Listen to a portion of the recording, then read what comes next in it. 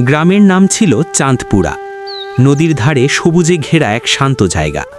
সেই গ্রামে বাস করত আরিফ, এক তরুণ স্কুল শিক্ষক।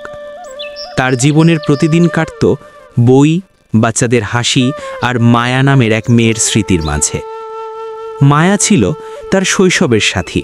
একসাথে নদীতে হাঁটাহাঁটি, পাটক্ষেতের পথ পেরিয়ে স্কুলে যাওয়া আর বিকেলে গোধূলির আলোয় স্বপ্ন দেখা। কিন্তু একদিন খবর এলো, মায়ার বিয়ে শহরের এক ব্যবসায়ীর সঙ্গে ঠিক হয়েছে। আরিফ কিছুই বলতে পারল না, শুধু নীরবে নদীর ধারে গিয়ে বসে রইল। তার মনে পড়ছিল মায়ার বলা সেই কথা, এই নদী যেমন থেমে থাকে না, তেমনি আমাদের বন্ধনও চিরকাল থাকবে। কিন্তু নদী ঠিকই চলে গেল সাগরে, আর তাদের গল্প থেমে গেল বাস্তবের দেয়ালে। বিয়ের পর মায়া চলে গেল শহরে। আরিফ ফিরে গেল নিজের নীরব জীবনে। প্রতিদিনের ক্লাস, শিশুদের হাসি আর রাতে একা জানালার পাশে বসে থাকা।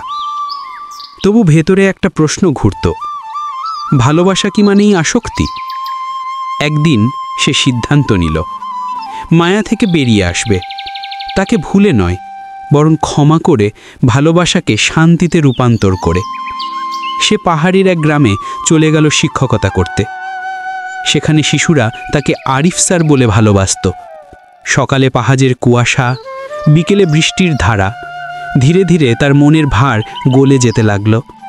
বছর কয়েক পর এক উৎসবে সে আবার ফিরে এলো চাঁদপুরায়। দেখল নদীটা এখন ছোট হয়ে গেছে, কিন্তু তীরে দাঁড়িয়ে আছে মায়া। সমাজের কাজ করছে, হাসছে। দুজনের চোখে চোখ পড়ল, কোনো কথা নয়, শুধু নীরব বোঝাপড়া। মায়া বলল, তুমি শান্ত দেখাচ্ছ। আরিফ মৃদু হেসে বলল, হ্যাঁ, মায়া থেকে বেরিয়ে আসতে শিখেছি। তুমি এখনও আমার প্রার্থনায় আছো, কিন্তু ব্যথায় নও। সূর্য অস্ত যাচ্ছিল নদীর ওপারে। বাতাসে ভেসেছিল এক অদ্ভুত প্রশান্তি। আরিফ বুঝল, ভালোবাসার শেষ মানে বিচ্ছেদ নয়, বরং মুক্তি।